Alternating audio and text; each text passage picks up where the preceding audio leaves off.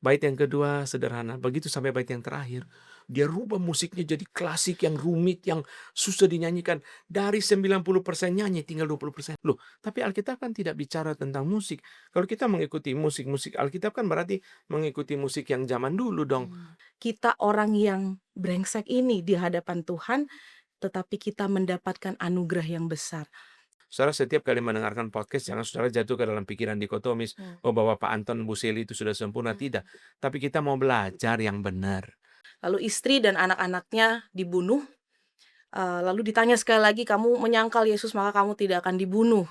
Lagu itu bisa bisa musiknya bagus, bisa kata-katanya bagus, tapi sikap hati saya apa? Motivasi saya apa? Pemahaman saya apa? Kalau kita hanya mementingkan yang enak buat kita, itu namanya orang sebut sebagai seharusnya orang yang betul-betul mencintai Tuhan, ibadah dia tidak tergantung kepada alat musik.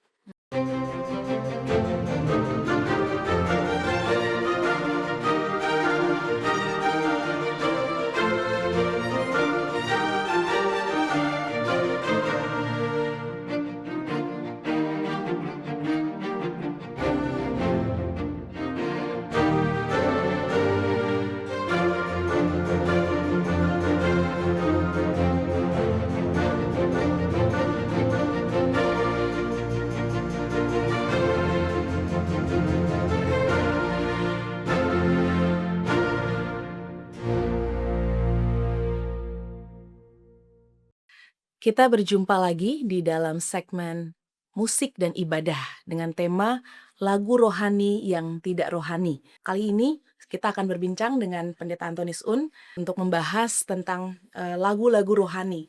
Dan yang pertama mungkin ditanyakan Pak, yang akan saya tanyakan adalah kita di dalam ibadah itu selalu ada bernyanyi, gitu Pak.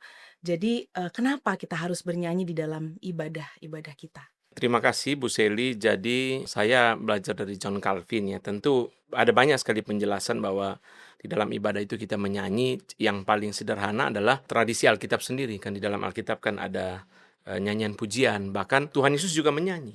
Tuhan Yesus juga menyanyi. Satu kali dicatat di dalam Alkitab, yaitu Tuhan Yesus menyanyi di seputar masa-masa kesengsaraan. Di seputar masa-masa kesengsaraan itu, kalau kita lihat di dalam Matius 26 ayat 30 dikatakan sesudah menyanyikan nyanyian pujian, pergilah Yesus dan murid-muridnya ke Bukit Zaitun.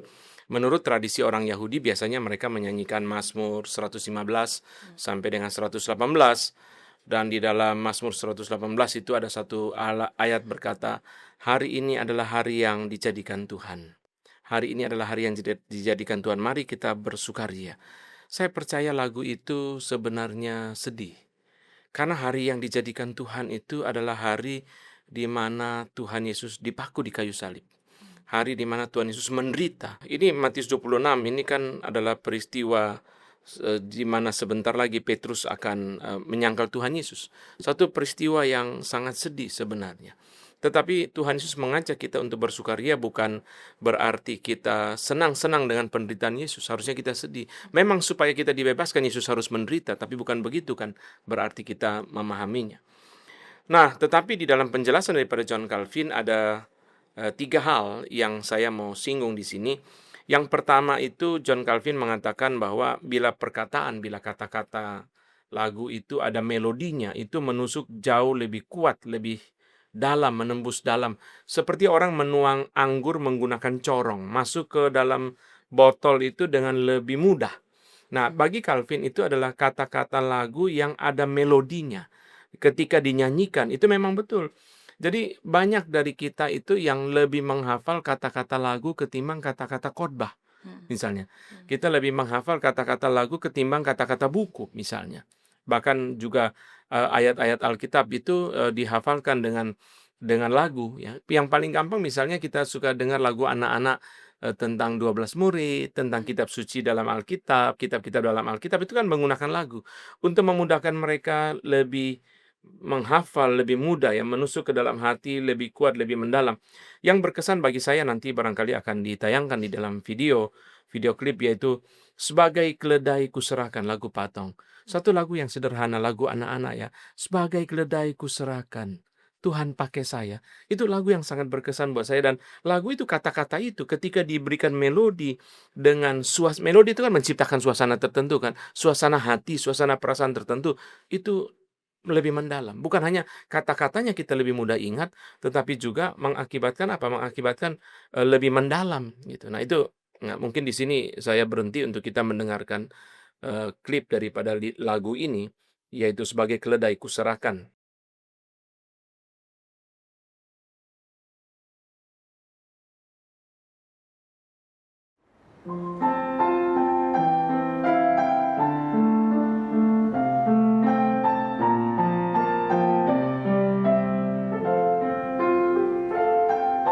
Sebagai ladang kusakan, pakai hamba-Mu Tuhanku. Ku mentaati bimbingan-Mu, pakai bimbing hamba-Mu. Sebagai ladang kusakan,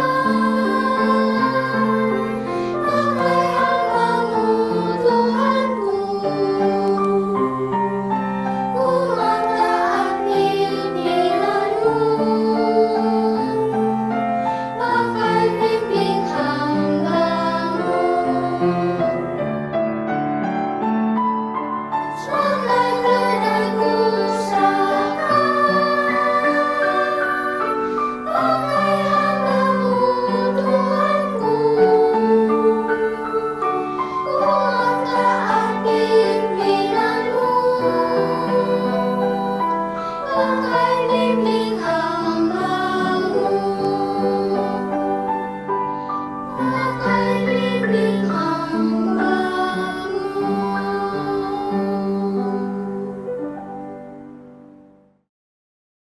Lalu yang kedua, Calvin mengatakan bahwa nyanyian itu mempunyai kekuatan dorongan yang besar untuk mengobarkan hati manusia untuk berseru memuji Allah dengan semangat yang lebih bergairah. Lagu ya, musik itu, melodi itu mempunyai kekuatan dorongan yang besar untuk mengobarkan hati manusia untuk memuji Allah dengan lebih semangat.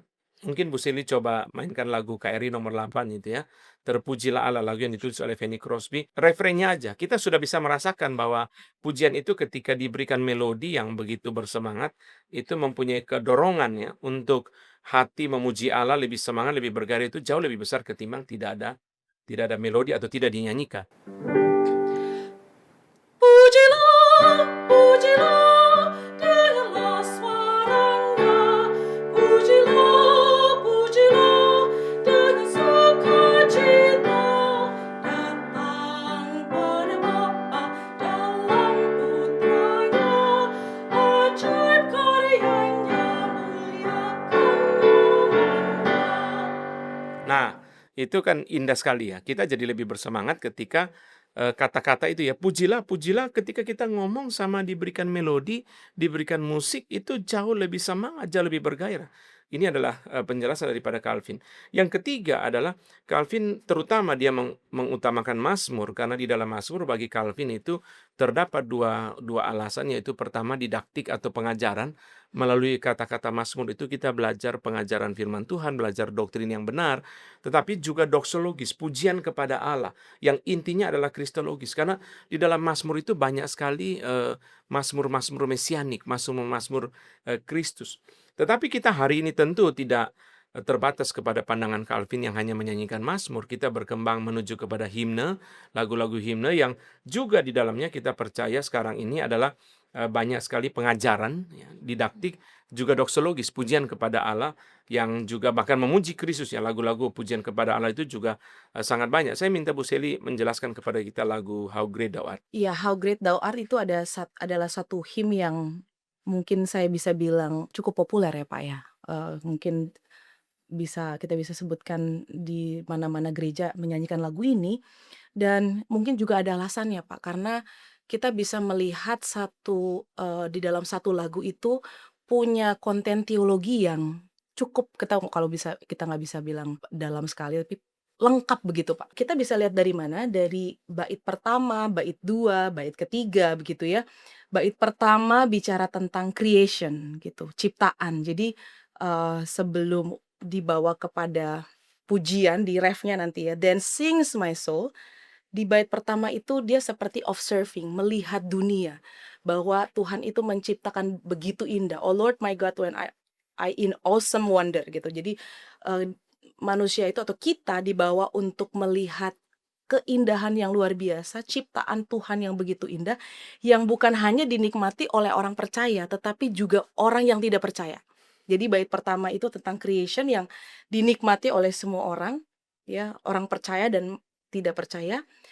Dan ketika kita masuk ke bait yang kedua, seperti naik tangga, Pak. Maksudnya creation lalu masuk ke, anugerah khusus gitu, anugerah umum lalu anugerah khusus, yaitu adalah, tentang bicara tentang Yesus Kristus, keselamatan yang Tuhan berikan melalui salib Kristus.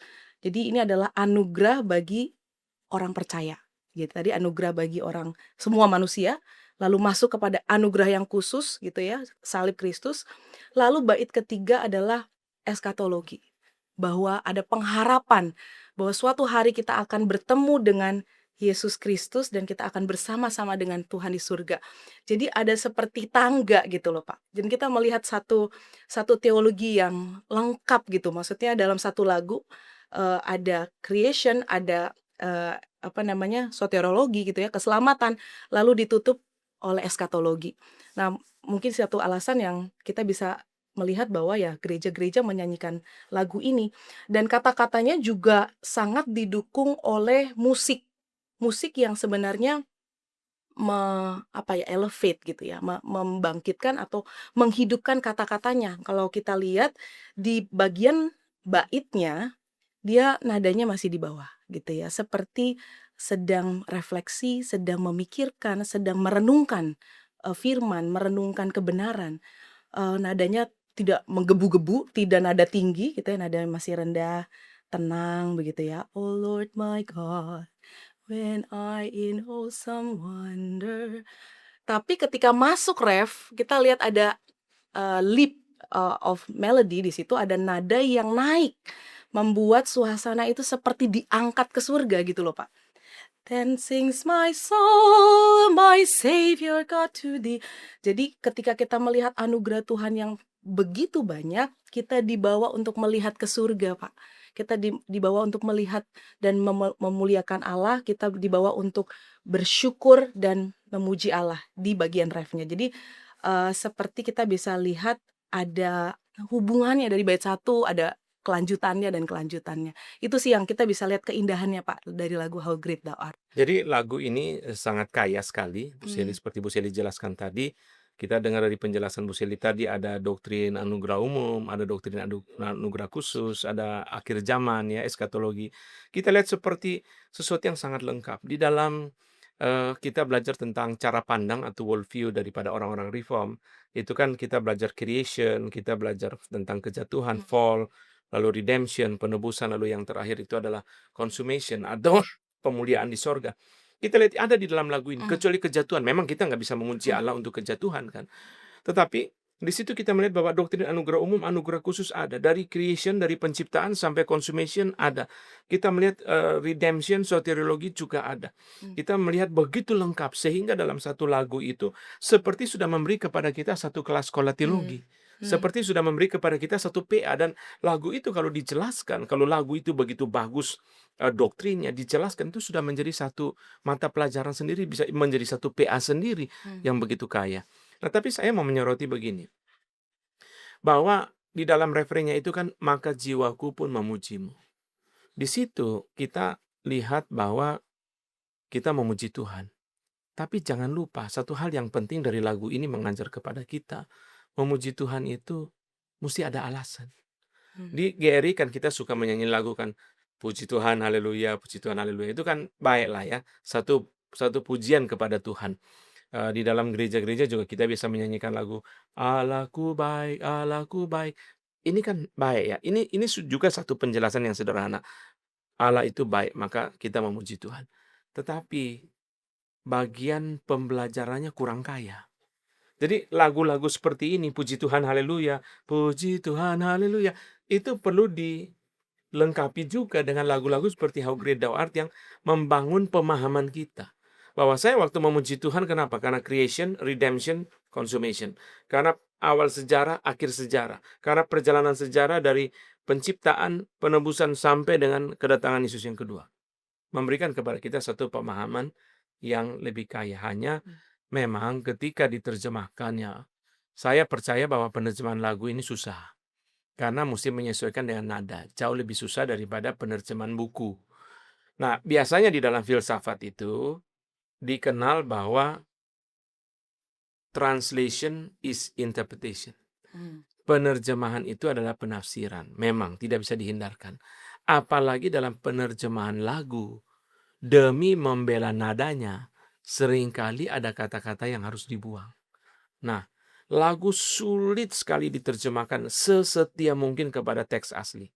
Tetapi menurut saya, harusnya memang kita berusaha untuk sebisa mungkin setia kepada kata-kata yang kita percaya Roh Kudus memimpin. Si penulis lagu atau juga melodi tentunya, si penulis melodi, Roh Kudus memimpin mereka, memberi bijaksana kepada mereka. Ya, saya bukan penulis lagu yang hebat, tetapi ketika menulis lagu itu kata-kata saya doakan, melodi itu saya doakan. Jadi sayang sekali ketika dinyanyikan atau ketika diterjemahkan kemudian keluar daripada kata-kata asli. Contoh di Indonesia kita di gereja-gereja suka menyanyi, kami memuji kebesaran-Mu. Itu kan aslinya I. Ya, my soul, aku kan. Aku itu kan tunggal seperti pengakuan iman rasuli. Aku percaya kepada Allah pencipta langit dan bumi. Nah, di sini dia lagi berbicara secara tunggal. Memang di dalam gereja kan kita komunal ya, tidak bisa terhindarkan bahwa mungkin saja kita memuji Tuhan secara komunal.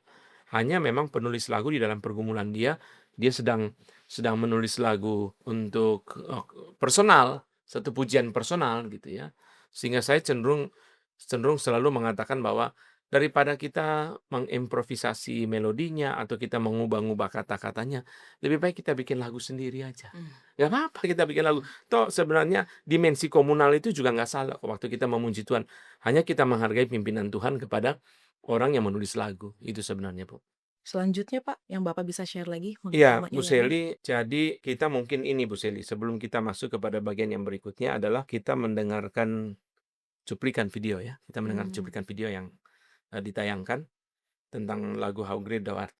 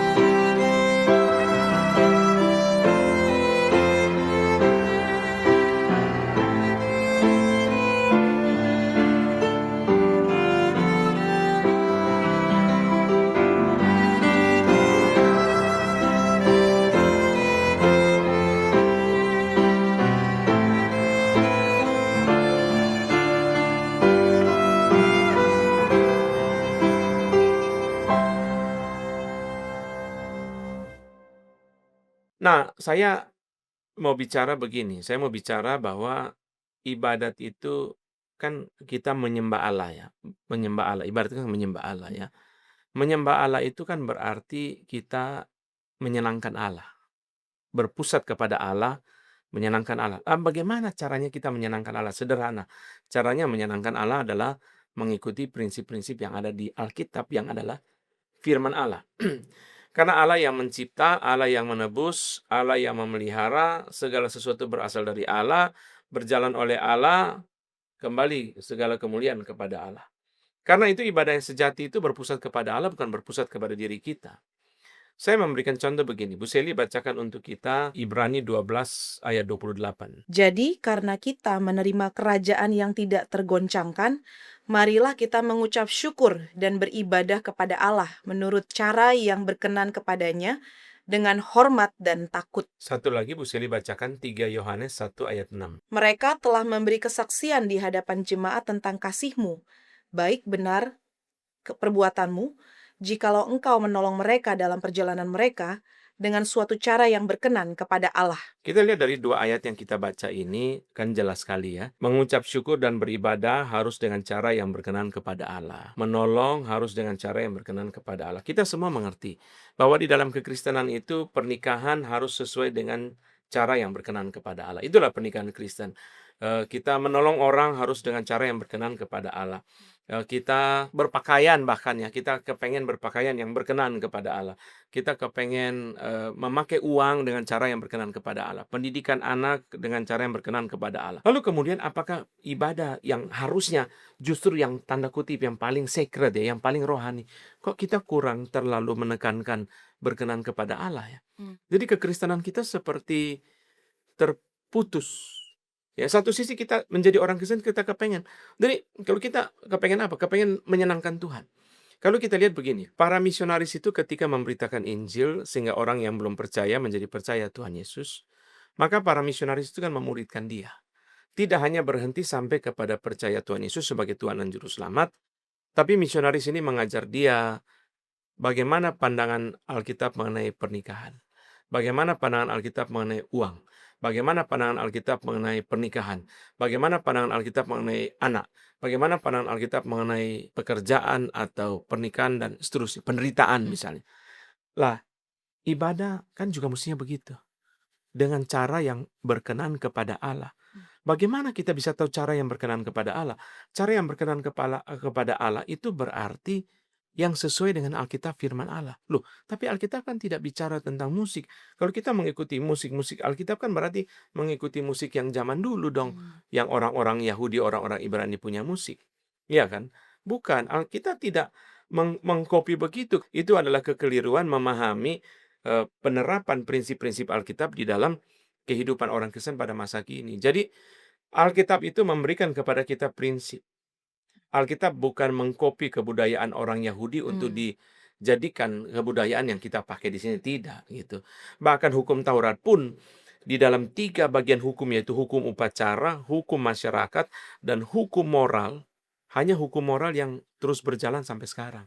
Hukum masyarakat, John Calvin mengatakan setiap negara bikin undang-undang sendiri berdasarkan hati nurani yang tertulis di dalam, berdasarkan hukum Taurat yang tertulis dalam hati nurani. Hukum upacara sudah digenapi oleh Kristus. Sehingga sekarang kita nggak lagi berikan korban persembahan. Karena sudah digenapi oleh Kristus. Nah, berarti apa yang kita mau terapkan dalam ibadah adalah prinsipnya. Prinsip Alkitab di dalam kita beribadah, di dalam kita memuji Tuhan. Contohnya begini. Roma 13 mengatakan, janganlah merawat tubuhmu untuk memuaskan keinginannya. Berarti Tuhan tidak suka kita ini menjadi orang Kristen yang memuaskan keinginan tubuh kita. Kalau keinginan tubuh kita tidak sesuai dengan firman Tuhan, misalnya perzinahan, apakah kita ikuti? Kalau keinginan tubuh kita nggak mau kerja, maunya tidur terus, apa kita ikuti? Kan nggak boleh. Jangan merawat tubuhmu untuk memuaskan keinginannya. Lalu, 2 Timotius 4 ayat 3 berkata, akan datang waktunya orang-orang tidak mau ajaran sehat, mereka mengumpulkan guru-guru menurut kehendaknya untuk memuaskan keinginan telinganya. Ini kan tidak benar. Ini kan adalah nubuat Paulus tentang hal-hal yang tidak benar di zaman akhir. Lah, memuaskan keinginan telinga nggak boleh, memuaskan keinginan tubuh nggak boleh. Yang boleh adalah Tuhan Yesus berkata kamu harus menyangkal diri. Jadi kita lihat ya, Tuhan Yesus berkata setiap orang yang mau mengikut aku, dia harus menyangkal dirinya, memikul salibnya setiap hari dan mengikut aku. Lukas 9:23 dan ayat-ayat paralel yang lain. Oke? Nah, berarti orang Kristen ini kan dipanggil untuk menyangkal diri. Ya, di rumah kita dengan pasangan kita menyangkal diri. Jangan ngomong sembarangan yang melukai hati pasangan kita. Di kantor kita menyangkal diri. Ya, ambil keputusan hati-hati, jangan merugikan customer atau klien. Kan begitu. Ya, jangan mengikuti kepuasan tubuh kita yang merugikan orang lain atau melukai hati Tuhan. Jangan mengikuti kepuasan telinga kita sehingga kita melanggar ajaran yang benar. Nah, tapi kalau dalam memuji Tuhan, apakah saya boleh memuaskan keinginan saya waktu memuji Tuhan? Misalnya saya nyanyi lagu Amazing Grace. Amazing Grace, how sweet they sound. Saya bebas nih Bu Seli, saya nggak mau ikut nadanya. Saya nggak mau ikut pemusik. Saya mau menyanyi, mengekspresikan kebebasan saya. Loh, aneh ya. Kita dalam hidup kita harus menyangkal diri. Kalau ngomong di rumah sama pasangan, harus menyangkal diri. Bu Seli kalau ngomong sama Pak Yesus harus menyangkal diri. Tapi dalam ibadah nggak usah menyangkal diri.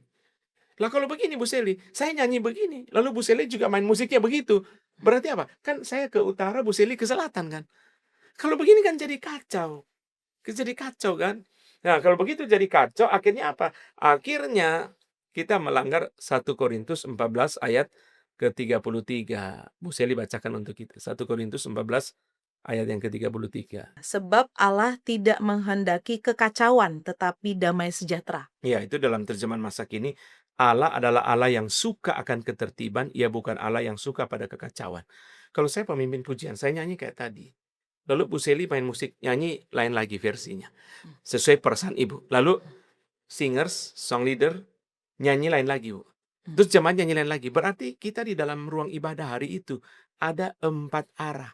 Ada yang selatan, ada yang timur, ada yang barat, ada yang utara. Kan jadi nggak betul ya. Jadi nggak betul. Jadi kita kehilangan pemahaman sebenarnya apa yang Tuhan mau dengan apa yang harusnya kita sampaikan dengan lagu itu kepada Tuhan yang berkenan kepada Tuhan.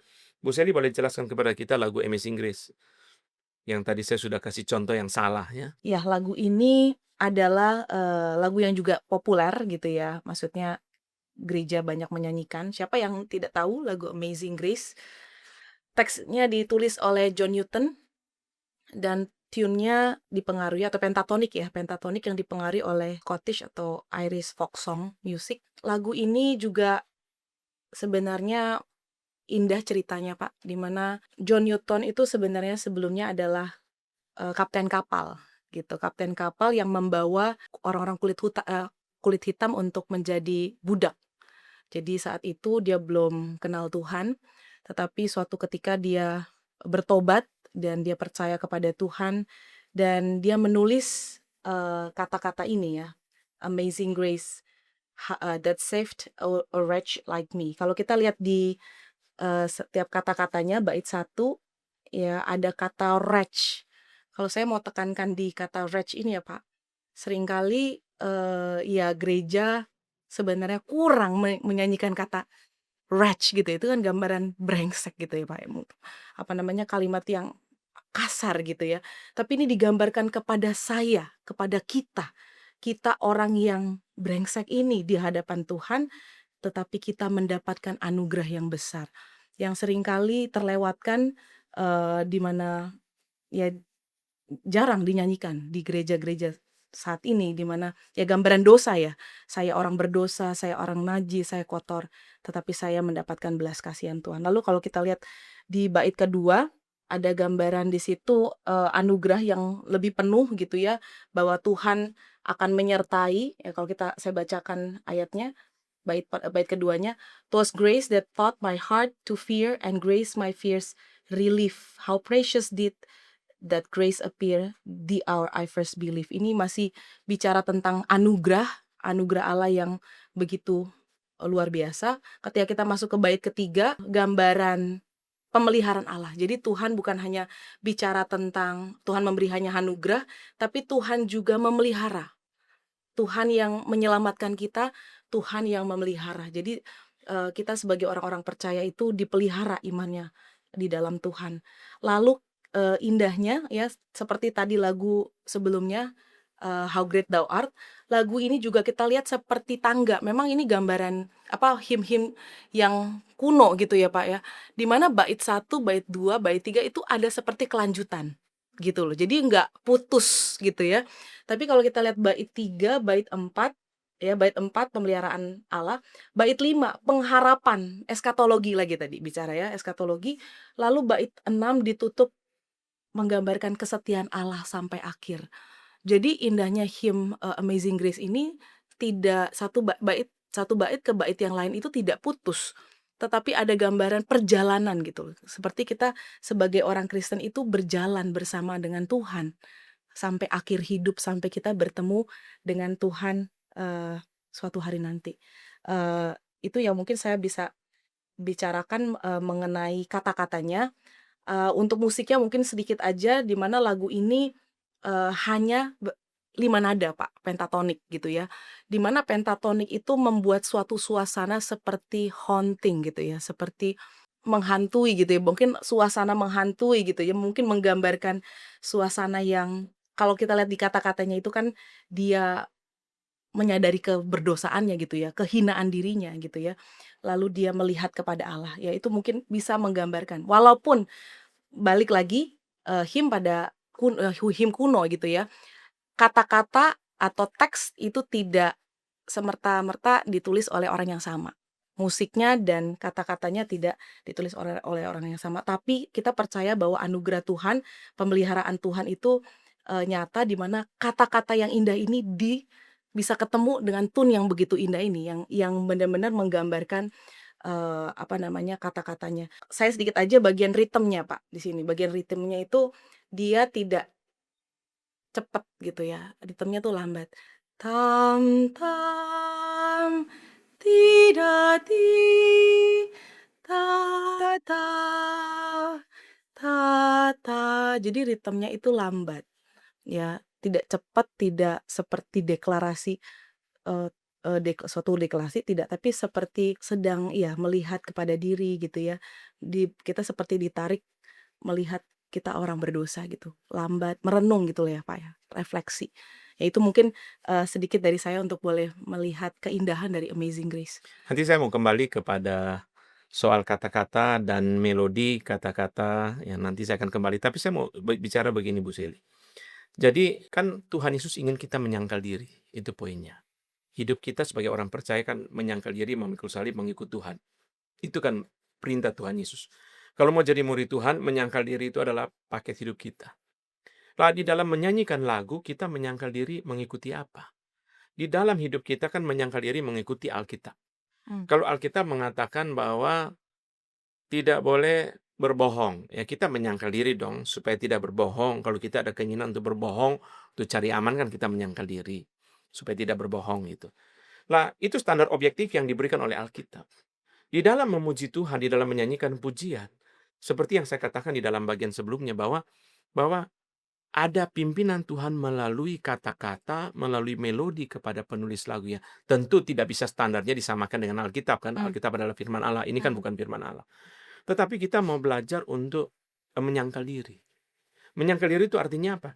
Artinya kan tadi kita lihat Bu Sili sudah jelaskan ya melodinya, kata-katanya, konteksnya. Itu menjadi batasan-batasan buat kita ketika kita menyanyi. Jadi saya nggak bisa menyanyi semau saya sendiri.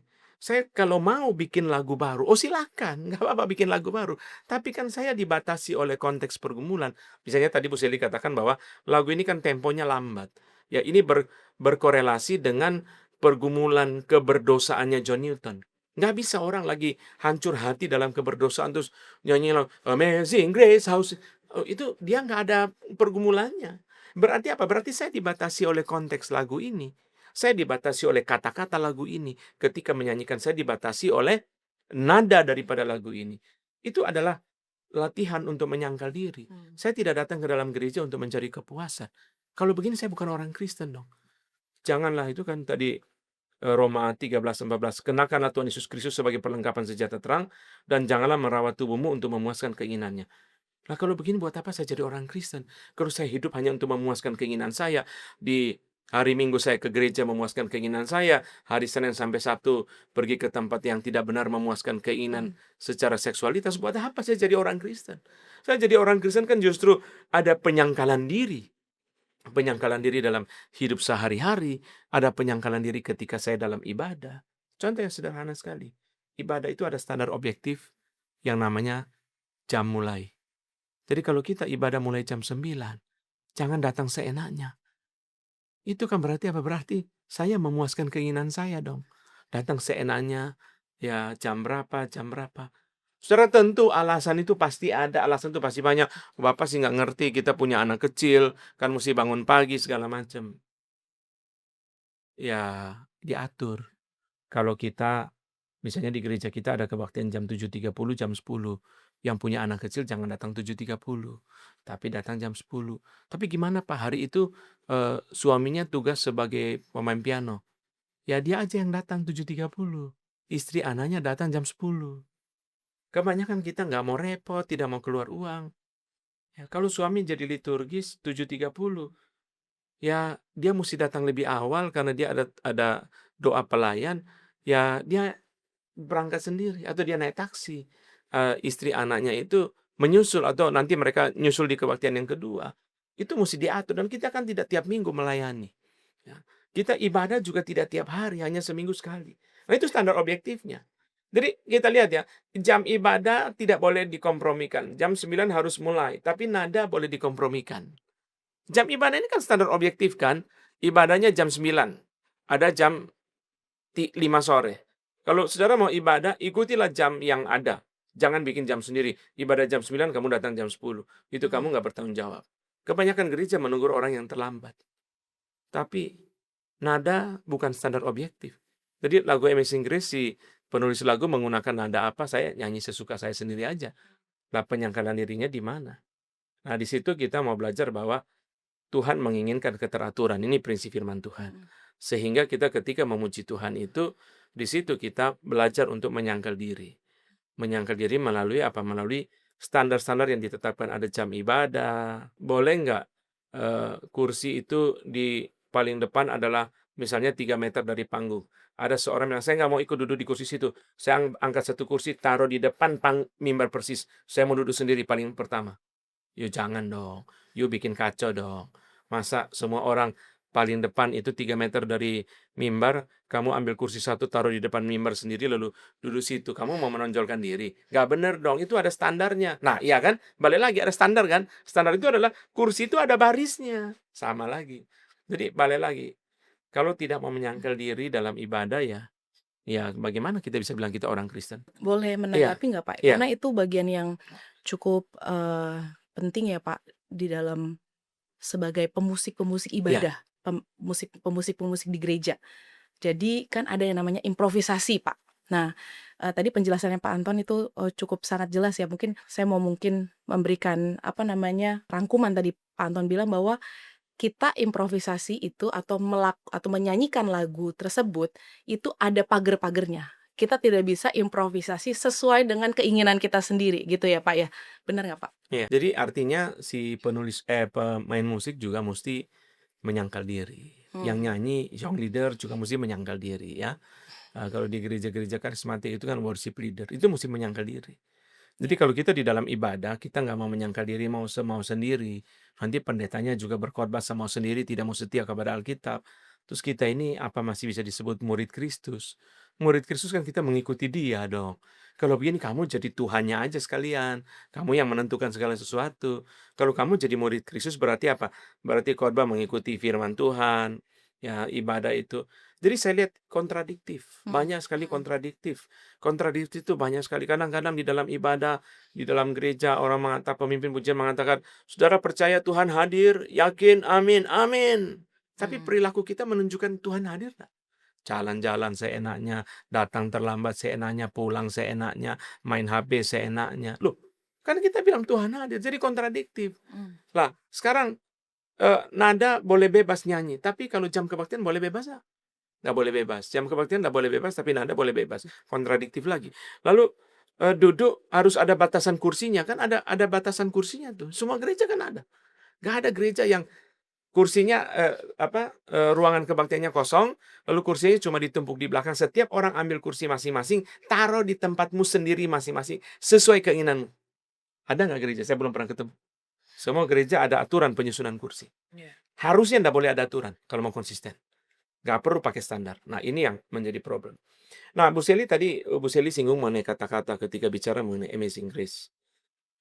Tentu ketika kita memuji Tuhan, kata-kata itu harus sesuai dengan Alkitab, sesuai dengan firman Allah, ya, Alkitab firman Allah, sesuai dengan teologi yang benar, yang setia kepada Alkitab.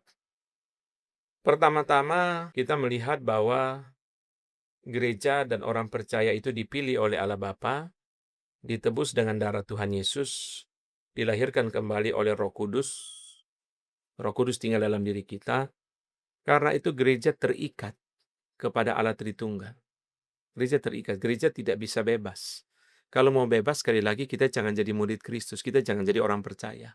Kalau mau jadi orang percaya, kita terikat, kita dipilih oleh Allah Bapa, ditebus dengan darah Kristus, dilahirkan kembali oleh Roh Kudus, kita terikat. Nah, Bu Seli bacakan untuk kita Efesus pasal kedua ayat 19 dan 20. Demikianlah kamu bukan lagi orang asing dan pendatang, melainkan kawan sewarga dari orang-orang kudus dan anggota-anggota keluarga Allah, yang dibangun di atas dasar para rasul dan para nabi, dengan Kristus Yesus sebagai batu penjuru. Kita tahu semua bahwa para rasul, para nabi itu mengacu kepada perjanjian baru, perjanjian lama. Kristus Yesus sebagai batu penjuru daripada seluruh Alkitab. Jadi jelas dari ayat Efesus 2, 19, 20 ini bahwa gereja harus dibangun di atas dasar perjanjian baru dan perjanjian lama dengan Kristus sebagai batu penjuru. Nah, karena itu gereja berjalan, seluruh gereja berjalan harus sesuai dengan Alkitab. Khotbah harus setia kepada Alkitab, ibadah harus setia kepada Alkitab, pujian harus setia kepada Alkitab, penyelenggaraan gereja harus setia kepada Alkitab, penggembalaan, penginjilan, dan seterusnya harus setia kepada Alkitab. 2 Timotius 3:16 berkata Alkitab adalah hembusan nafas Allah. Hembusan nafas Allah, dihembuskan oleh Allah. Itu sebabnya Alkitab firman Allah itu harus menjadi patokan. Nah, karena itu kata-kata harus diuji, kata-kata daripada lagu itu harus diuji. Yohanes 16 ayat 13, Tuhan Yesus berkata bahwa Roh Kudus memimpin ke dalam seluruh kebenaran. William Hendriksen mengatakan Roh Kudus memimpin ke dalam seluruh kebenaran Alkitab secara seimbang, tanpa mementingkan satu doktrin, mengorbankan doktrin yang lain. Contohnya begini. Saya memberikan contohnya begini. Lagu Allah mengerti. Biasa dinyanyikan di gereja-gereja. Allah peduli dalam kesulitan. Tuhan mengerti. Kita terhibur ya. Dengarkan kata-kata lagu ini, menyanyikan kata-kata lagu ini. Tapi jangan lupa. Lagu ini akan menjadi tidak rohani kalau kita lupa sisi yang lain. Sisi yang lain itu apa? Kita mengharapkan Allah mengerti, kita percaya Allah mengerti, tapi Allah juga menuntut kita mengerti kehendak Dia. Menuntut kita untuk mengerti perasaannya, mengerti hatinya. Misalnya di dalam Taman Getsemani, Tuhan Yesus berkata kepada murid-murid yang tertidur, "Tidakkah engkau sanggup berjaga-jaga dengan aku selama 1 jam?" Kita waktu kesulitan, kita menyanyi lagu Allah mengerti. Tapi kita sendiri setiap hari saat teduh nggak tuh 1 jam? Berjaga-jaga dengan Tuhan Yesus selama 1 jam. Kita taat kepada firman Tuhan nggak? Kita di dalam kebaktian kita nyanyi lagu Allah mengerti pergumulan saya. Tapi saya mengerti perasaan Tuhan nggak? Saya mengerti keinginan Tuhan nggak? Saya mengerti tuntutan Tuhan nggak? Kita mengerti, Tuhan mengerti. Kita senang bahwa Tuhan mengerti pergumulan kita. Tapi kita mengerti nggak? Yohanes 3:16, karena Allah begitu mencintai isi dunia ini. Isi dunia ini itu berarti apa? Allah mencintai orang-orang di segala bangsa. Siapa orang yang menyanyi lagu Allah mengerti, lalu mendoakan bangsa-bangsa yang belum percaya? Siapa orang yang menyanyi lagu Allah mengerti, lalu dia memberitakan Injil kepada orang yang belum percaya? Siapa menyanyi lagu Allah mengerti, perasaan dia, pergumulan dia, lalu dia memberikan persembahan untuk mendukung misionaris yang memberitakan Injil? Itu hati Tuhan. Karena Allah begitu mencintai isi dunia ini, itu hati Tuhan untuk mencintai jiwa-jiwa yang ada di bangsa-bangsa. Siapa yang memikirkan mereka? Kita hanya menjadi satu sisi dalam pergumulan. Oh, Allah mengerti.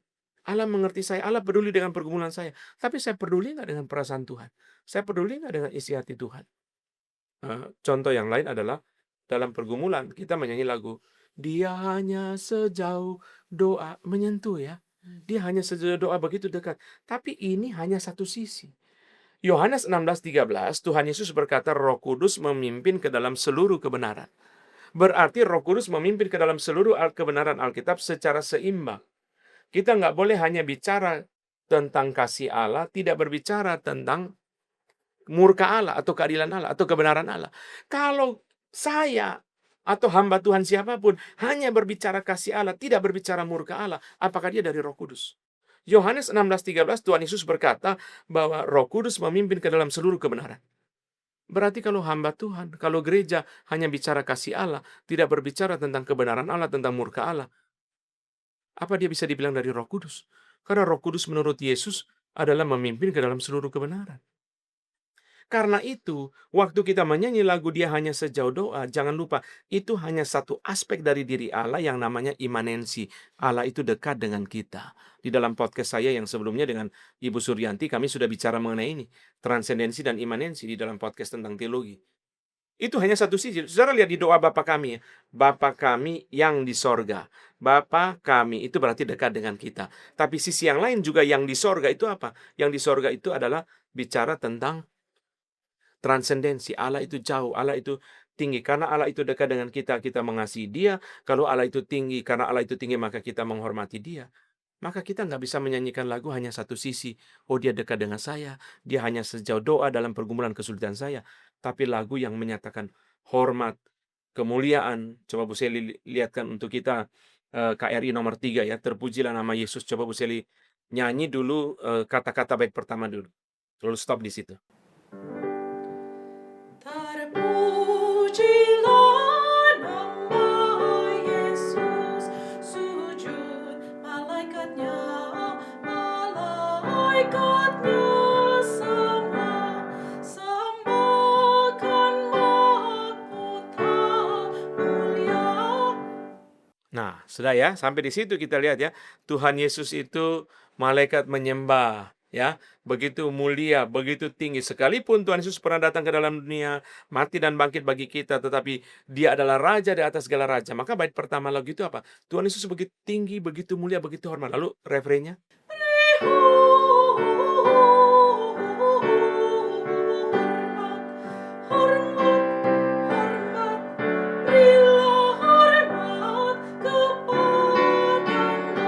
nah, sini sisi lain ya.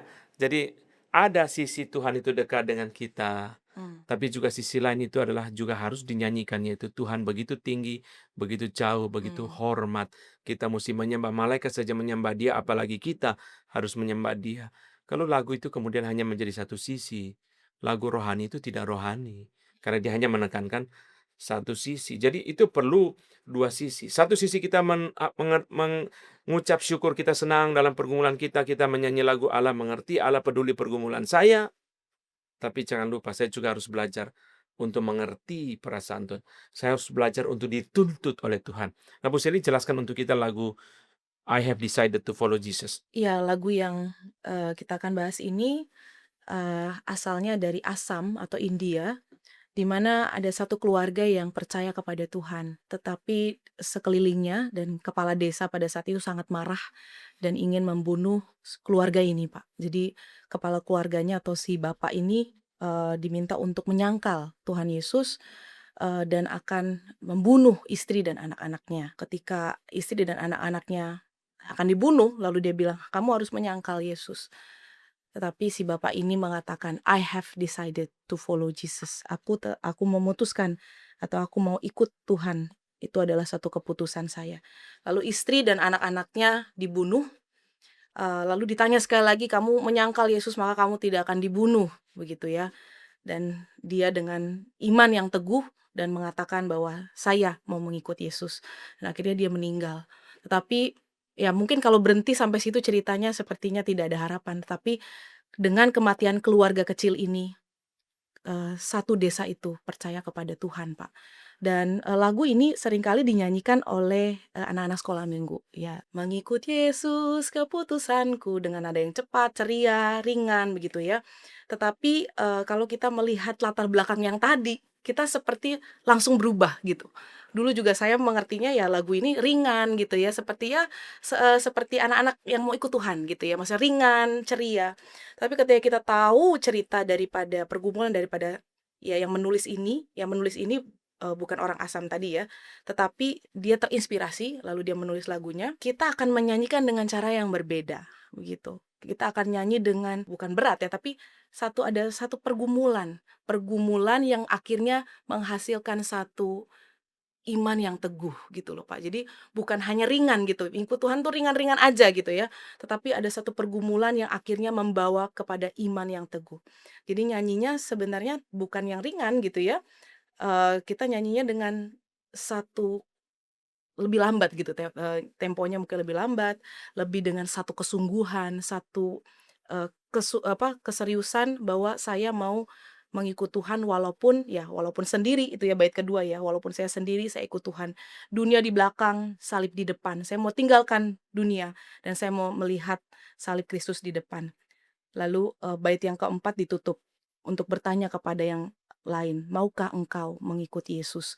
Jadi, ketika kita mengetahui latar belakang lagu ini, kita juga akhirnya menyanyikan dengan pengertian, nggak sembarang, sesuai dengan, kayaknya lagunya cocoknya gini nih," gitu ya, Pak. Itu sih, Pak. Bu Seli, nanti saya mau kembali ke situ. Bu Seli sudah masuk ke bagian berikutnya mengenai nada dan kata-kata.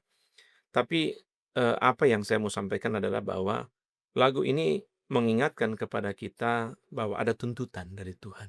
Mmm, Tuntutan, ada komitmen ya, mmm, untuk tidak ingkar. Tidak ingkar itu di dalam lagu nomor 78, Bu Seli boleh lihat untuk kita. Lagu nomor 78 itu ada komitmen. Ada komitmen di situ ya, ku tak ingkar, ku tak ingkar. Bait yang kedua, walau sendiri ku ikut Yesus. Ya, bait yang ketiga, ku ikut sampai kulihat Yesus. Ada komitmen. Jadi kita nggak bisa menyanyi lagu hanya menekankan Tuhan mengerti saya, Tuhan mengerti pergumulan saya mengerti perasaan Tuhan. Saya mengerti mmm. tuntutan Tuhan nggak? Saya mengerti panggilan Tuhan nggak? Saya mengerti perintah Tuhan nggak? Saya mengerti komitmennya nggak? Nah itu penting. Bu Seli nyanyikan untuk kita, bait yang kedua. Walau sendiri ku ikut Yesus, walau sendiri ku ikut Yesus, walau sendiri ku ikut Yesus, ku tak ingkar, ku tak ingkar. Nah, saya sebelum masuk kepada apa yang Bu Seli singgung tadi mengenai kesesuaian kata-kata dengan musik, Hmm, saya mau bicara juga begini, bahwa lagu yang baik itu bukan hanya bicara kata-katanya sesuai dengan firman, sesuai dengan doktrin yang benar, tetapi kita menyanyikan juga harus dengan pemahaman yang benar, dengan doktrin yang benar. Saya beri hmm, contoh begini, lagu yang sederhana, melayani, melayani, terus itu ya, hmm, lagu itu ya. Itu mesti ada pemahamannya apa? Pemahaman, saya sudah diberi anugerah lebih dulu oleh Tuhan. Saya sudah dilayani oleh Tuhan Yesus lebih dulu.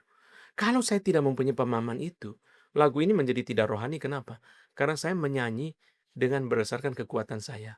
hmm, Saya mau ikut Yesus. Aduh, saya sangat tersentuh dengan lagu ini. Tetapi lagu ini harus dinyanyikan dengan pemahaman yang benar. Meskipun saya susah, menderita dalam dunia. Indah ya. Saya mau ikut Yesus. Sampai mati saya mau ikut Yesus. Tetapi lagu ini harus dinyanyikan dengan pemahaman yang benar. Yaitu apa? Yaitu bahwa saya bisa begini, itu anugerah Tuhan. Saya bisa mengikut Yesus, bisa setia dalam penderitaan, itu anugerah Tuhan. Itu Roh Kudus menopang saya dengan firman Tuhan. Roh Kudus memberi kekuatan kepada saya untuk bertahan dalam penderitaan, untuk tidak ingkar. Itu anugerah Tuhan. Kalau saya tidak mempunyai pemahaman ini waktu saya menyanyikan lagu ini jadi tidak rohani. Kenapa? Karena saya menyanyi dengan bersandar kekuatan saya. Saya mau ikut Yesus. Kenapa? Saya mampu mengikuti Yesus. Saya mampu bertahan dalam penderitaan. Saya mampu setia sampai mati. Itu seperti janji gombalnya Petrus yang akhirnya dia menyangkal Yesus itu. Karena dia bersandar kepada kekuatan dia sendiri. Jadi lagu ini bagus. Lagu ini lagu rohani. Melayani, melayani. Tapi jangan lupa kita mesti menyanyi dengan pemahaman yang benar, dengan doktrin yang benar. Kalau tidak, lagu ini menjadi tidak rohani. Kenapa? Saya mau ikut Yesus. Meskipun saya susah menderita dalam dunia, saya mau ikut Yesus. Tapi bersandar kekuatan saya. Itu tidak sesuai dengan ajaran Alkitab. 1 Korintus pasal ke-15. Coba Bu Seli bacakan untuk kita. 1 Korintus 15 ayat 10. Tetapi karena kasih karunia Allah aku adalah sebagaimana aku ada sekarang, dan kasih karunia yang dianugerahkannya kepadaku tidak sia-sia. Sebaliknya, aku telah bekerja lebih keras daripada mereka semua, tetapi bukannya aku, melainkan kasih karunia Allah yang menyertai aku. Paulus bilang, aku bisa ada sekarang, itu anugerah. Lalu aku bisa bekerja keras, itu anugerah. Pokoknya dari anugerah kepada anugerah, seperti Yohanes 1:16 katakan, dari anugerah kepada anugerah. Jadi waktu nyanyi lagu itu lagu rohani kan. Kalau saya nyanyi dengan pemahaman yang salah, lagu itu jadi tidak benar nyanyinya. Jadi tidak rohani. Lagu itu bisa musiknya bagus, bisa kata-katanya bagus, tapi sikap hati saya apa? Motivasi saya apa? Pemahaman saya apa? Itu bisa menjadi tidak betul gitu ya. Nah, tadi Bu Seli singgung mengenai lagu Mengikut Yesus Keputusanku seringkali dinyanyikan tidak sesuai dengan konteks pergumulan antara kata-kata dan konteks pergumulan. Nah, di sini mengajar kepada kita satu prinsip bahwa yang saya mau bicarakan di poin selanjutnya adalah keutuhan. Keutuhan itu adalah satu hal yang baik. Tuhan menginginkan keutuhan. Keutuhan itu dasarnya adalah doktrin Allah Tritunggal. Satu Allah, tiga pribadi.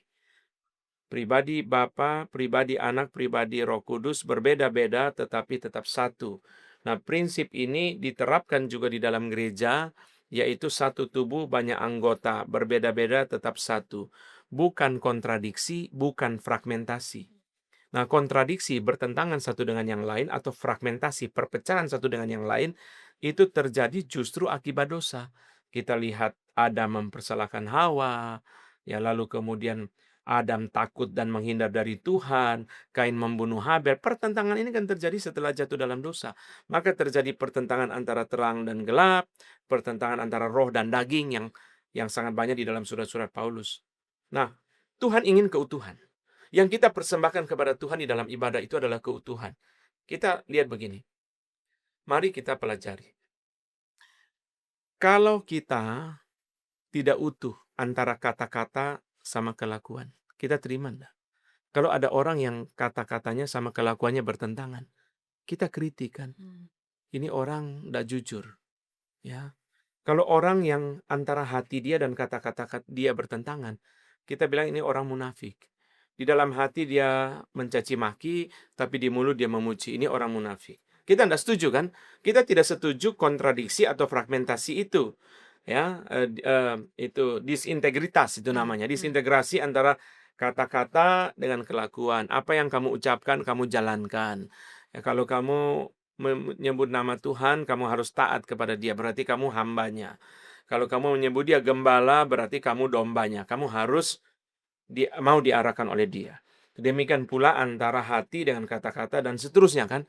Antara yang kita percayai dan yang kita hidupi kan mesti nyambung. Nggak boleh fragmen, nggak boleh pecah, nggak boleh kontradiksi. Nah kalau begitu juga sama.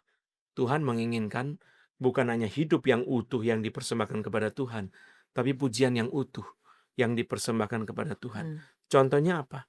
Contohnya kalau kata-kata dengan musiknya bertentangan. Jadi itu yang Bu Seli kasih contoh. Ini kan lagu yang keluar dari pergumulan yang berat. Lalu kita mengikut Yesus keputusanku. Yes, yes, yes. Hore!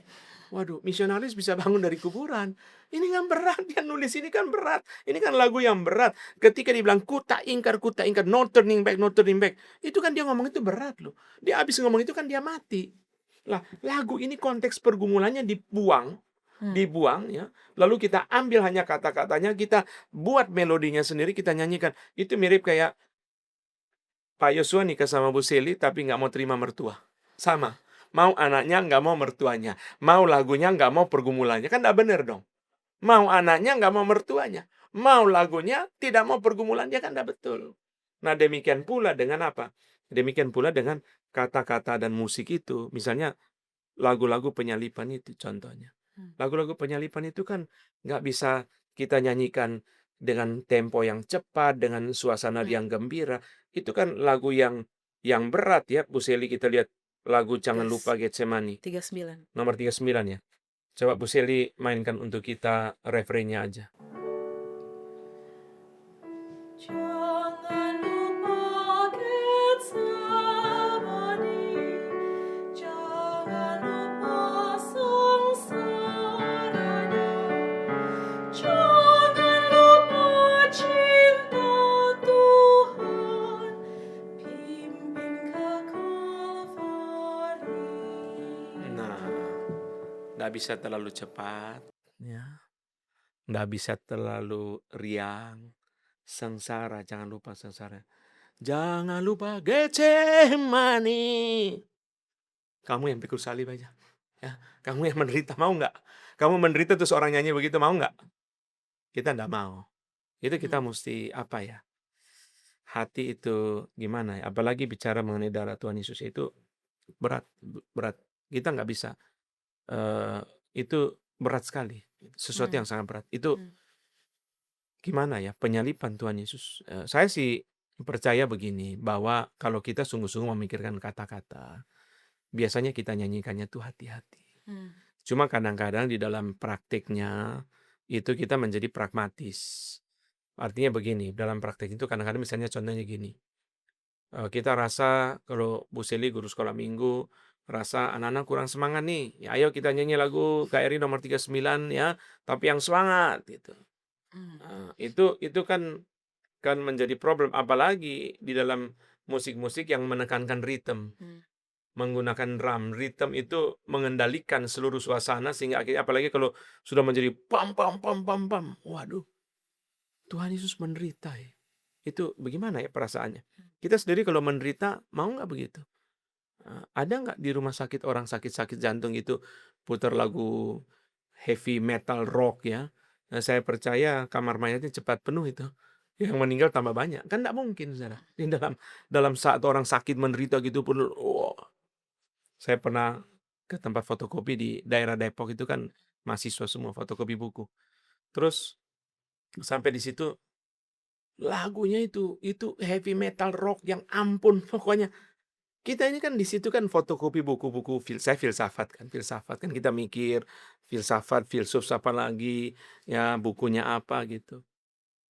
Terus saya bilang sama Mas, ya Mas, kita ini kan di sini ini kan semua yang fotokopi ini mahasiswa, doktor, mahasiswa master, mahasiswa S1, dosen. Kan di sini yang fotokopi semua mahasiswa.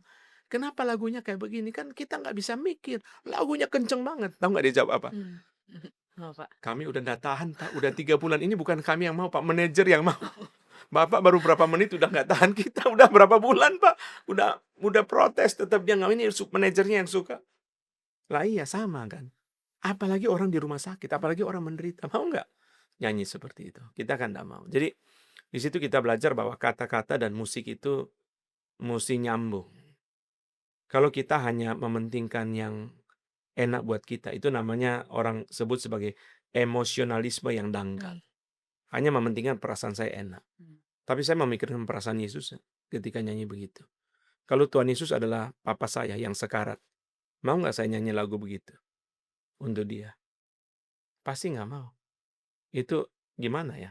Itu kita belajar bahwa kata-kata itu dan melodi dan musik itu ya tentu mesti nyambung. Nah, ini satu sisi ya Bu Sili ya, tapi sisi yang lain kalau kita ke gereja-gereja tradisional terutama di Eropa, itu musik itu juga seringkali apa ya, memotong partisipasi jemaat. Itu pengalaman saya beribadah di Belanda itu, ya setiap kali kalau saya nyanyi itu ya, saya suka doa buat pemusik, Tuhan ampuni dia.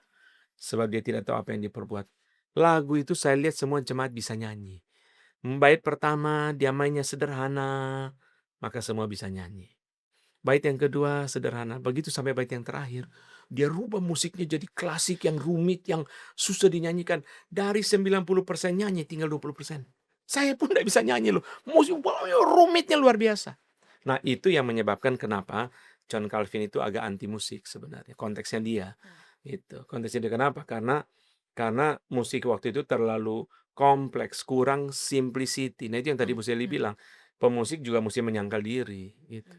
Nanti setelah Jan Sweelinck ya, terus setelah sekian tahun kemudian komponis barok di Belanda itu dia membuat komposisi lagu-lagu orang-orang reform yang lebih sederhana, gereja reform kemudian mulai menerima alat musik gitu. Kenapa? Karena memang ya poin yang selanjutnya yang saya mau bicara adalah partisipasi jemaat. Hmm.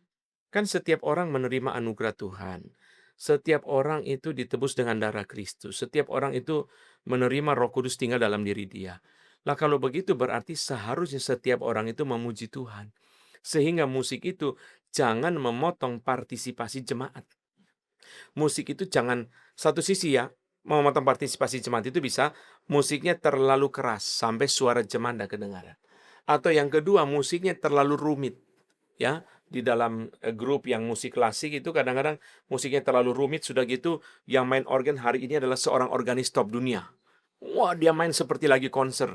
Akhirnya jemaat semua nonton aja dia konser, udah usah nyanyi. Itu nggak benar. Dia harus sadar bahwa dia mengiringi jemaat, dia bukan konser. Nah, di sini kita lihat bahwa paradigmanya itu bergeser dari performance worship menjadi participatory worship. Yaitu kita mendorong jemaat untuk menyanyi. Gak apa-apa, dia nyanyi falas juga gak apa-apa. Kita dorong dia untuk memuji Tuhan, untuk menyanyi. Kenapa? Karena setiap orang sudah menerima anugerah Tuhan. Kalau di dalam teologi reform, setiap orang itu adalah umat perjanjian. Yang sekarang meresponi suara Tuhan, yang mengadakan perjanjian, memberikan anugerah kepada orang percaya. Tuhan memberi firman, orang percaya meresponi dengan pujian, dengan penyembahan, dengan pengakuan iman, dan seterusnya. Nah, sehingga di situ kita belajar bahwa di dalam konsep reformasi mengenai priesthood of all believers ya, setiap orang adalah imam, setiap orang tuh harus terlibat di dalam ibadah. Nah, paling sederhana kata-kata lagu ya dan melodi mesti bisa dinyanyikan. Ya. Bu Sili kan tahu sebagai solois bahwa ada banyak lagu solo yang tidak bisa dinyanyikan oleh jemaat. Lagu-lagu solo itu enak kita dengarkan, tapi tidak bisa dinyanyikan oleh jemaat gitu. Nah, karena itu lagu-lagu yang dinyanyikan oleh jemaat haruslah lagu-lagu yang memang melodinya dan kata-katanya itu mudah dinyanyikan oleh jemaat. Saya beri satu contoh lagu yang tidak mudah dinyanyikan oleh jemaat di dalam buku kita itu, Bu Seli. Itu apa namanya itu, Glory Glory Haleluya itu loh yang Oh iya, nomor berapa itu ya bahasa Inggrisnya? di belakang. Heeh. Itu tidak mudah itu. Iya, karena cepat sekali kan, nggak ada ya. Itu sangat cepat sekali loh itu. Nanti kalau nggak ada, kita lihat cuplikan videonya ya. Nggak ada ya, Kayaknya di KPRI, Pak. nggak ada Di ya. sini nggak dimasukin. Nggak apa-apa, nanti kita lihat cuplikan video. Itu sangat cepat sekali. Iya. Karena dia bahasa Inggris kan, kata-kata aslinya kan, dan juga nadanya itu sangat banyak titik-titiknya. Nah, buat orang Amerika yang biasa bahasa Inggris, mereka nyanyi lagu itu nggak susah. Buat kita orang Indonesia yang bahasa Indonesianya aja putus-putus, nyanyi lagu itu berat.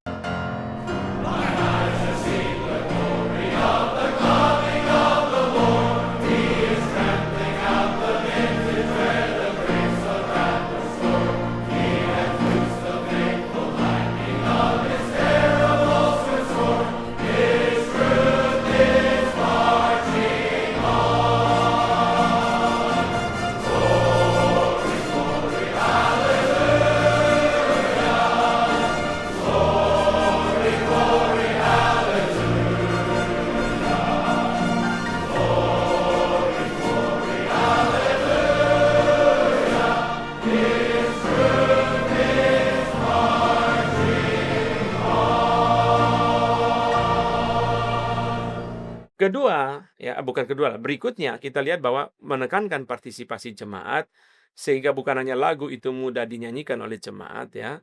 Yang kedua juga karena bukan performance worship tetapi participatory worship, yang tampil jangan terlalu banyak. Ada seorang teman pendeta cerita dia diundang berkhotbah di satu sekolah yang tampil 28 grup tari dan vokal grup paduan suara 28. 3 jam lebih kebaktian korbannya cuma berapa puluh menit.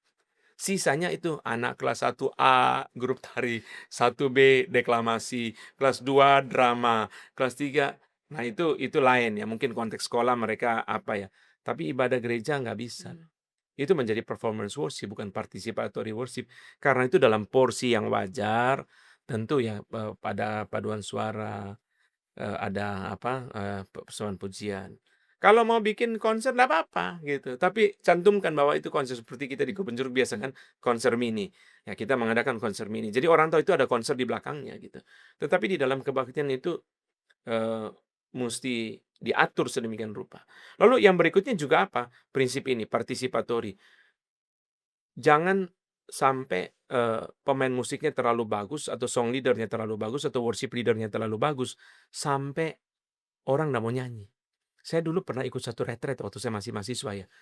Si pemimpin pujiannya itu suaranya bagus banget. Sampai sesama mahasiswa, waktu saya mahasiswa, semua colek-colek, "Jangan nyanyi jangan nyanyi jangan nyanyi, diam diam diam, kita denger dia nyanyi." Karena suaranya bagus banget. Nah, jadi itu juga musti hati-hati. Akhirnya membuat jemaat nggak nyanyi kenapa? Bukan bukan mereka nggak bisa nyanyi, karena yang pimpin pujian terlalu bagus atau permainan musiknya terlalu bagus, sehingga membuat orang tidak mau menyanyi. Nah, yang berikutnya adalah suara alat musik yang mendominasi suara jemaat. Itu sudah bukan ibadah, itu udah konser. Jadi karena itu suara alat musik itu harus dibatasi sedemikian rupa sehingga menjadi sangat sederhana. Kan dia mengiringi Mhm. mengiringi jemaat memuji Tuhan. Yang Tuhan mau itu adalah suara orang yang ditebus dengan darah Kristus, di dalamnya Roh Kudus tinggal, dia sudah dipilih oleh Allah Bapa, dia memuji Tuhan, falas nggak apa-apa. Falas nggak apa-apa, nanti disempurnakan di sorga. Suara dia jadi bagus. Tapi di dunia biar dia keluar ucapan syukur dia kepada Tuhan. Nah, Bu Seli jelaskan untuk kita lagu I'd Rather Have Jesus. Ini lagu yang sangat indah ya. Saya sangat diberkati oleh lagu ini. Iya, lagu ini mungkin agak, jarang tapi ya, di gereja kita menyanyikannya. Teksnya dan tune-nya ditulis oleh orang yang berbeda. Teksnya ditulis oleh Rea Miller, tune-nya oleh George Beverly Shea. Kalau kita lihat, kontennya ya, Pak, ya, di sini, kita bisa melihat sangat kental akan supremasi Kristus di atas kekayaan, kuasa, popularitas dunia, ya. Terus bait satunya kita bisa lihat, eee, ya di mana dunia yang, ya semua orang gitu ya, atau orang-orang di dunia ini mengejar kekayaan ya, mengejar ketenaran, tetapi di sini, lagu ini seperti membawa kita, untuk melihat di mana Kristus lebih berharga daripada yang dunia tawarkan gitu ya, Pak. Lalu ada menarik satu kata, yang apa namanya, yang saya mau soroti yaitu led by his nail pierced hand gitu. Di situ ada, kata itu ya, di mana mau menggambarkan tangan Tuhan yang terpaku ya. Ada gambaran pengorbanan gitu, pengorbanan Tuhan Yesus. Kenapa kita lebih memilih Yesus? Mengapa kita mau mengikut Dia? Karena Dialah yang menebus kita, Dia yang mengasihi kita, Dia yang mencintai kita, dan Dia mengorbankan dirinya bagi kita. Lalu kalau kita lihat juga, ada kata "then to be a king" itu dinyanyikan di refnya. Eee, Kuasa dunia sangat mudah membawa manusia jatuh di bawah kendali dosa. Eee, Kalau kita lihat di Markus 8 ayat 38, "Apa gunanya seorang memperoleh seluruh dunia tetapi kehilangan nyawanya?"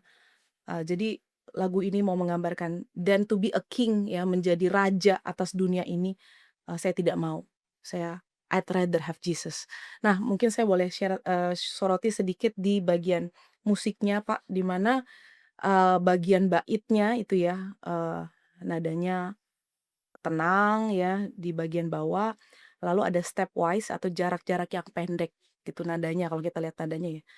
I'd rather have Jesus than silvernya itu baru, ada apa namanya, jarak interval yang baru tinggi gitu. Than mungkin mau menggambarkan penekanan ya, saya pilih Yesus daripada dunia yang seperti dunia memilih silver and gold, saya tidak memilih itu. Ya, jadi mulai dengan nada yang rendah, I'd rather be his than have riches untold. Ya, lalu diulang lagi ya, houses and lands dan sebagainya. Lalu bagian refnya kita lihat di situ ya, than to be the king, gitu. Ada nada yang naik, ya mau menggambarkan, kalau kita lihat musiknya seperti expans gitu ya, musiknya melebar, bahwa mungkin mau menggambarkan raja dunia ya, berkuasa, dia, berkuasa atas daerah atau bagian yang besar ya. Then to be a king of a vast domain, itu lihat nadanya itu melebar, lalu dia tutup bagian ref itu dengan kembali ke nada I'd rather have Jesus, nadanya turun di bawah. Walaupun dunia menawarkan, wah segala kemewahan, kebesaran, ya segala kemewahannya, tapi I'd rather have Jesus. Bukan Kristus lebih rendah, bukan, tapi dia malah yang lebih berharga dari segala sesuatu. Jadi kita lihat juga, musiknya juga mendukung daripada teksnya, kita bisa melihat, dia tidak mendistraksi, tapi dia bisa meng-elevate atau memperindah daripada, kata-katanya, Pak. Mungkin itu sih, Pak. I'd rather have Jesus than silver and gold. I'd rather be His than have riches untold. I'd rather have Jesus than houses or land. I'd rather be led by His nail-pierced hand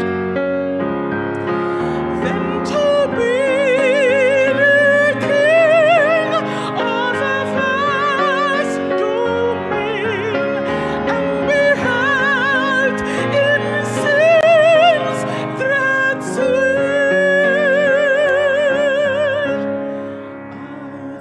I'd rather have Jesus than anything this world affords today.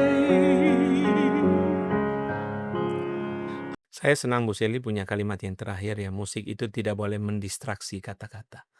Saya rasa itu satu hal yang kita mesti bangun di dalam ibadah kita.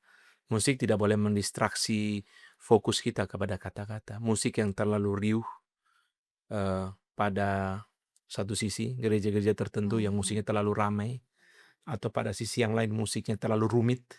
Jadi saya pakai dua ini ya. Itu bisa mendistraksi kita dari fokus hati kita untuk memuji Tuhan.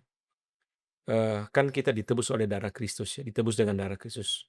Kita dipilih oleh Allah Bapa, kita merdekakan oleh kebenaran firman Tuhan, kita dilahir kembalikan oleh Roh Kudus. Karena itu Tuhan ingin hati. Amsal 23 ayat 26. Hari ini ketika rekaman ini kita buat, saya baru menyelesaikan bab yang terakhir yang saya tulis untuk buku Allah Berdaulat, ya, buku kedaulatan Allah yang akan segera terbit. Saya membahas tentang hati yang dipersembahkan kepada Allah. Itu Amsal 23 ayat 26 itu, hati yang dipersembahkan kepada Allah. Hati. Kalau saya bisu, apakah saya tidak bisa beribadah? Saya bisa. Saya persembahkan hati saya. Saya persembahkan hati saya kepada Tuhan. Saya persembahkan hidup saya. Kalau saya tuli, saya nggak bisa mendengarkan suara musik. Apa saya nggak bisa memuji Tuhan? Saya bisa. Saya persembahkan hati saya kepada Tuhan. Itu Amsal 23 ayat 26. Berikanlah hatimu kepadaku, hai anakku. Hai anakku. Tuhan ingin apa? Tuhan ingin kita persembahkan hati kita kepada Tuhan. Di dalam Matius pasal yang ke-15, Tuhan Yesus dengan sedih berkata, bangsa ini memuliakan aku dengan bibirnya, tetapi hatinya jauh daripadaku. Kita mesti berhati-hati loh. Kita memuji Tuhan itu keluar dari hati atau tidak. Itu sebabnya seharusnya orang yang betul-betul mencintai Tuhan, ibadah dia tidak tergantung kepada alat musik. Alat musik itu membantu dia supaya nyanyi tidak falas. Alat musik itu membantu dia untuk dia bisa menyanyi dengan fokus. Tidak boleh distraksi yang Bu Seli tadi bilang. Saya beri contoh begini. Kalau orang itu sekelompok anak pemuda yang hampir kecelakaan mobil. Lalu tidak ada alat musik di situ. Mereka selamat sama-sama. Mereka nyanyi lagu yang sangat sederhana. Tapi nyanyi itu keluar dari hati yang betul-betul bersyukur Tuhan menyelamatkan mereka. Misalnya mereka nyanyi lagu, puji Tuhan, haleluya. Hati mereka, semangat mereka berbeda dengan orang yang sekalipun nyanyi dalam kebaktian yang menggunakan orkestra lengkap. The problem is the heart. Problem itu adalah hati. Apakah saya persembahkan hati saya kepada Tuhan atau tidak? Maka sebenarnya ibadah itu, nyanyi lagu itu pertama kata-kata. Melodi itu kedua. Pertama itu kata-kata. Kata-kata itulah. Saya selama ini rasa saya juga bisa salah. Karena saya sangat tergantung kepada melodi. Tapi saya mau bertobat, mau menyanyi itu berdasarkan kepada kata-kata yang sekalipun melodinya tidak enak buat perasaan saya, tapi kata-katanya itu yang saya mau nyanyikan. Kata-kata saya mau belajar untuk mempersembahkan hati saya kepada Tuhan. Bukan bukan tergantung tergantung kepada apa melodi yang sangat enak, yang sangat nyaman ya. Saya mau memberi satu contoh lagu yang bagi saya melodinya agak biasa. Hidup bagi Yesus itu 101 ya. Hidup bagi Yesus, hidup yang benar. Bu Seli coba main main satu baris gitu ya. Main satu baris. Hidup bagi Yesus, hidup yang benar. Tinggalkan dunia dan dosa cemar. Oke. Melodinya biasa, bukan melodi yang sangat menyentuh perasaan kita yang sangat. Saya nggak tahu kan, saya bukan orang musik ya Bu ya. Tapi saya mau belajar untuk menyanyi kata-katanya. Hidup bagi Yesus adalah hidup yang benar. Apakah saya waktu menyanyikan lagu ini, hidup saya sudah benar? Maka biasanya saya membiasakan di akhir daripada kata-kata itu, saya selalu selipkan doa dalam hati. Hidup bagi Yesus, hidup yang benar. Saya doa dalam hati, tolong saya Tuhan. Saya ingin punya hidup yang benar. Tinggalkan dunia dan dosa cemar. Apakah saya sudah meninggalkan dunia? Waktu saya menyanyi lagu yang bukan tergantung kepada melodi. Saya memberikan satu contoh ya. Orang selalu mengatakan, iya Pak, kalau musiknya nggak lengkap, tidak ada drum, tidak ada segala macam, susah menjangkau anak muda. Saya berikan kepada saudara satu cuplikan video dari konferensi Together for the Gospel di Amerika. Belasan ribu anak muda menyanyi hanya pakai piano. Tanpa alat musik apapun, dan saudara bisa mendengarkan suasana yang begitu fantastis. Mereka memuji Tuhan, dan lagunya adalah Holy, Holy, Holy. Lagu him yang tradisional. Bukan lagu kontemporer, lagu him yang tradisional.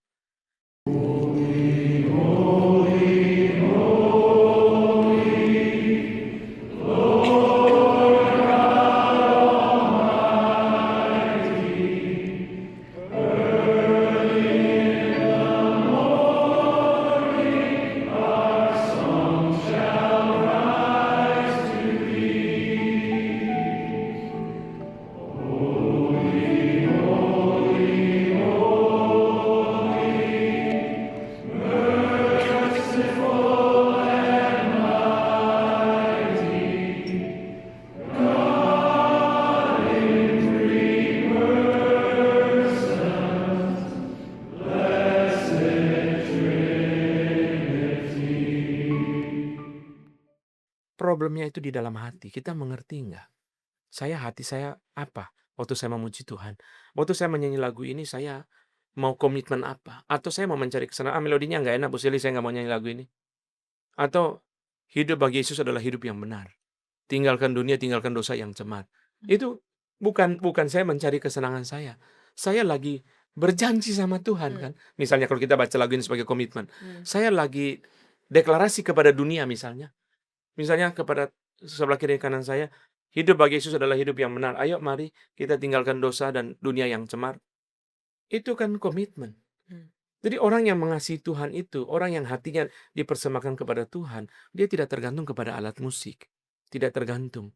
Nah itu sebabnya kita bisa mengerti bahwa ibadah itu ditentukan dari hatinya dan kata-kata yang sesuai dengan Alkitab.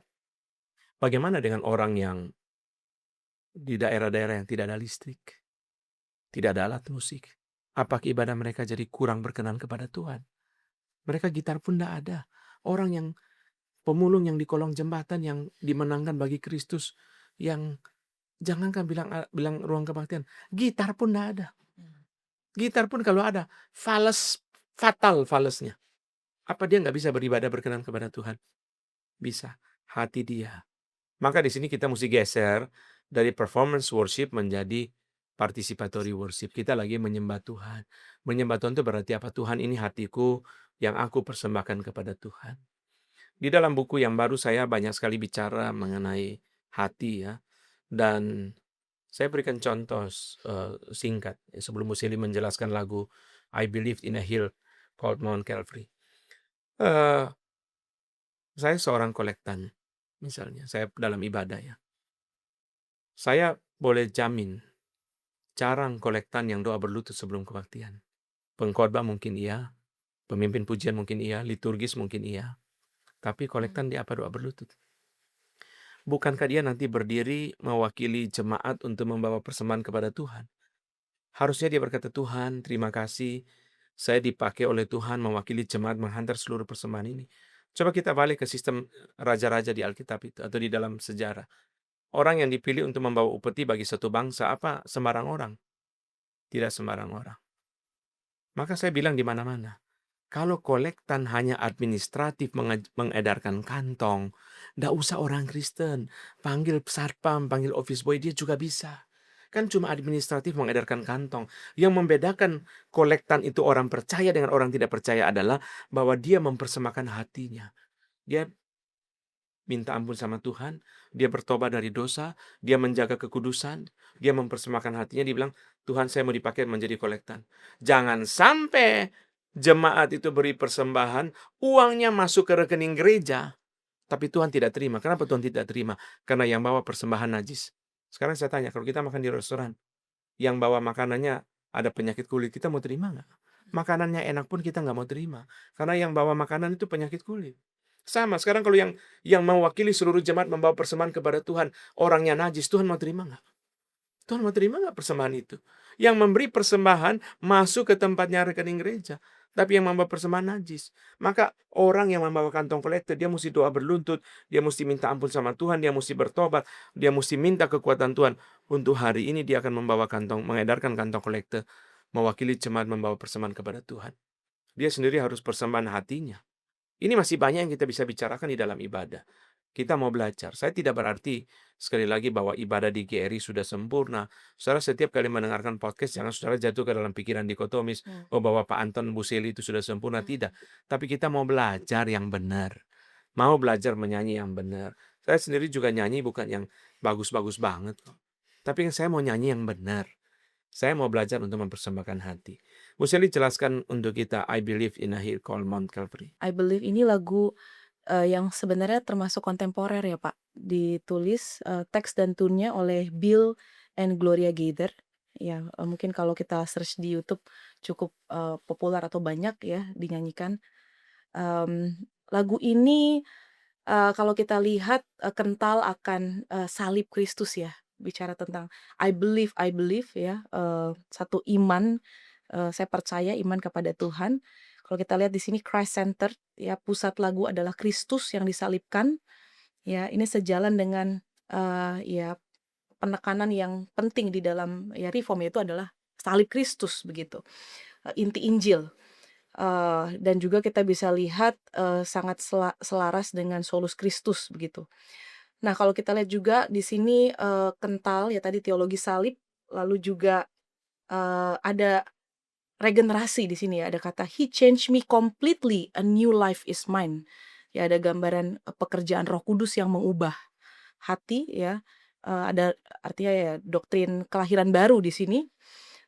Lalu kita juga sebenarnya lihat ada tema eskatologi juga di sini ya. Faith will conquer the darkness and death gitu ya, gambaran konsumasi, pengharapan akan kehidupan yang kekal bersama dengan Kristus. Tapi mungkin yang kita bisa melihat juga di dalam musical structure-nya atau kita lihat musiknya, di mana ada gambaran deklaratif ya, memang katanya I believe ya. Kalau kita lihat di bagian ref-nya, I believe in the hill called Mount Calvary. Terus diulang, I believe dengan nada yang sama. Ya, dengan pengulangan itu kita bisa melihat bahwa ada penekanan. I believe, aku percaya dengan teguh. Whatever the cost. Ya, saya coba dulu ref-nya. And when time, ya ada nada yang lompat ya. Memang kita lihat ya kalau nada lompat itu memang membuat suasana itu lebih tense atau lebih grandeur, lebih besar gitu ya. And when time has surrendered and earth is no more. Terus dia balik ke bawah. I'll still cling to that old rugged cross. Jadi kalau kita lihat ya di sini teksnya baik ya, maksudnya banyak pengajaran doktrin yang dalam, tetapi kalau saya melihat bahwa kita mesti juga, hati-hati Pak, di mana, kalau kita hanya ya tadi ya, seperti merangkum perkataan Pendeta Anton di mana kita hanya arah kita, saya ke Tuhan, saya ke Tuhan. Kita lupa untuk bagian Tuhan ke saya, supaya Tuhan menuntut saya. Bukan hanya I believe aja atau, saya hanya, arahnya saya kepada Tuhan atau saya ingin dipedulikan Tuhan tadi ya, tapi bagaimana Tuhan ke saya. Jadi ada 2 arah yang berkesinambungan atau 2 arah yang seimbang sih, Pak. Jadi ini lagu yang baik, tapi jangan sampai kita hanya lagunya satu sisi ini ya tadi yang Pak Anton jelasin, itu sih, Pak, yang mungkin saya bisa share. Bu Seli, waktu sudah sangat panjang. Kita akan menutup perbincangan ini dengan mendengarkan video Bu Seli mengenai lagu ini, menyanyikan lagu ini ya.